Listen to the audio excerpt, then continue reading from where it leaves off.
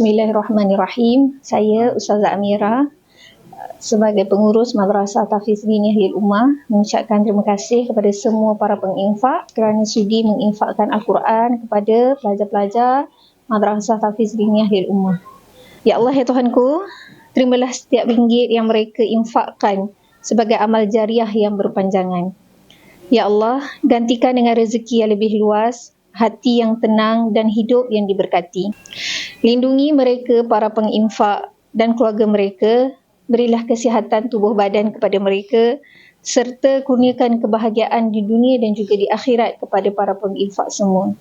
Ya Allah, jadikanlah infak mereka ini asbab lahirnya para hufaz dan ilmu yang terus mengalir pahalanya. Amin, amin, amin ya Rabbal Alamin. InsyaAllah saya mendoakan semoga seluruh para penginfak sentiasa dalam rahmat dan kasih sayang serta pengampunan Allah SWT.